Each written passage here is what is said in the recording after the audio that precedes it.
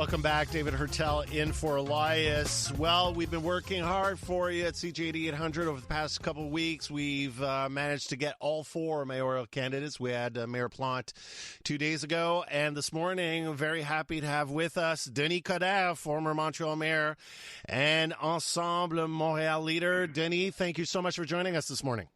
So you're keeping the best for the last, eh? Is that what you're saying? How are you, my friend? Doing good? Very well, thank you. Denis, you made a major announcement yesterday. If elected, you want to ask the federal government to give the city of Montreal half a GST point. That would amount to about $200 million. Tell me, how would you get the federal government, whoever forms the next federal government, how do you get the federal government to give this to you? Because they're not doing this for any other city in Canada right now. No, but three things. Thanks for the question.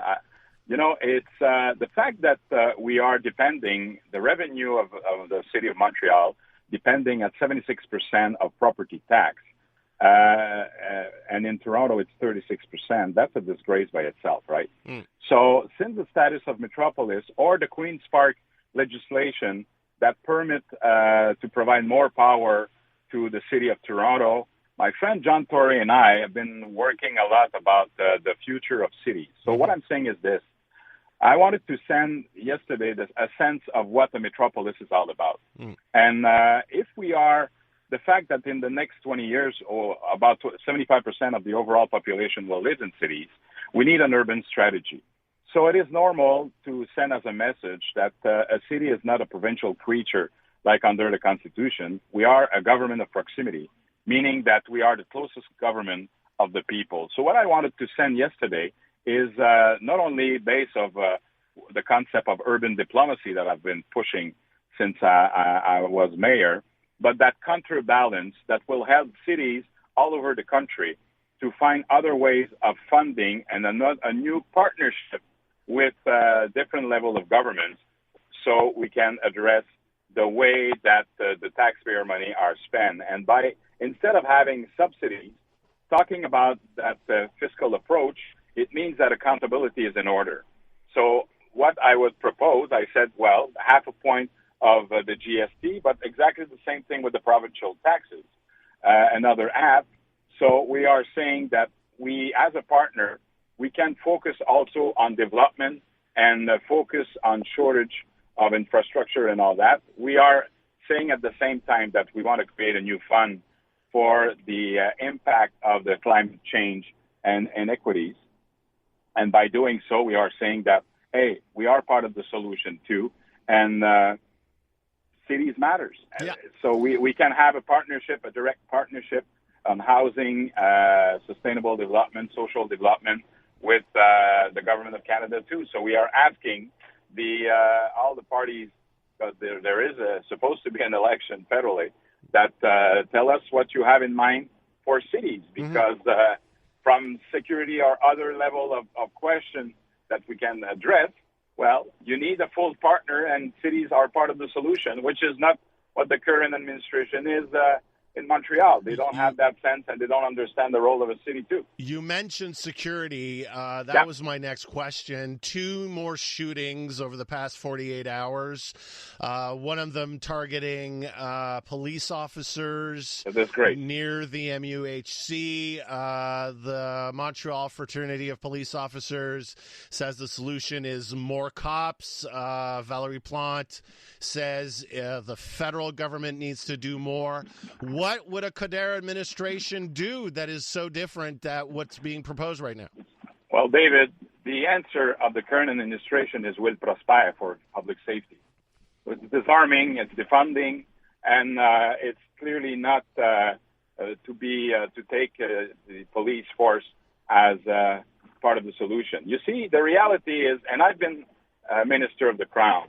I've been part of the government when we talk about the gun registry, if you do remember.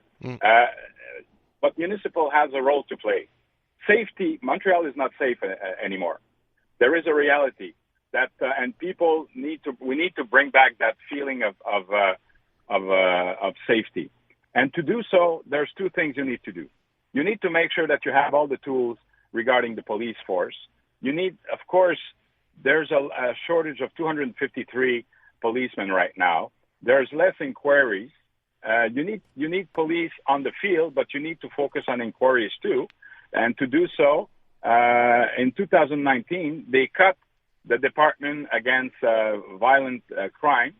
And guess what? They didn't replace it by nothing. And by doing so, you had an impact there. And if you have a shortage of policemen on the field, well, there's a situation right there. Secondly, I mean, what we were addressing today, we're saying that, okay, we want the armed illegal to remain to, we need to do something about it. There's a reality in Akwesasne, for example. So why can we have a team working with the RCMP, with the First Nation police, and the City of Montreal, and to work with? Right now, it's just a matter of blame game and ask the others to do your stuff. On Bill 621, there is a partnership that's proposed by the federal government with cities. I would address that.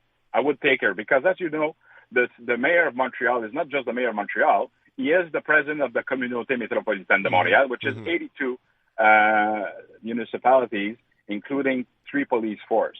After all, Montreal is the second biggest city police force at the municipal level and the 5th in Canada.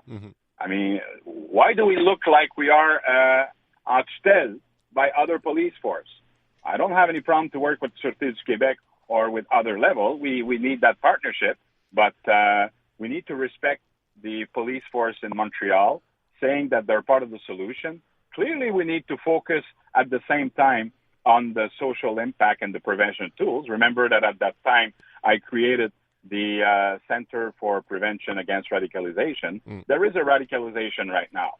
So we have to do more. We need to bring the tools to the police force to do their job, and at the same time, making sure that the community organization have the same tools at the same thing to focus on the prevention tool. Denny, we're not doing that at all. Denny, I'm running out of time. I have one final question. And a lot of callers, a lot of texters, when they're looking at the municipal election, looking at Denis Coderre, they're looking for Denis 2.0. And so some of them aren't sure yet that we're talking to a new Denis Coderre.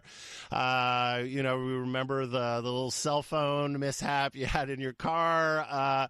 Everybody is making mistakes. What do you want to tell? No, but what I want to know is quickly, I only have 30 seconds, but what do you have to tell to those voters that are still hesitating of voting for Denis Coderre? Well, what people are looking for the next election is expertise, experience, and assurance. We have a tremendous team. I showed that at least 85% of them are been chosen now. Am I going to make other mistakes? Of course I will make mistakes, but you need somebody who loves Montreal, who understands Montreal and know Montreal, and can surround himself with the best to be all part of the solution. That's what I offer. Thank you so much, Denis Coderre, for joining us this morning, and good luck for the rest of the campaign. Thank you, David.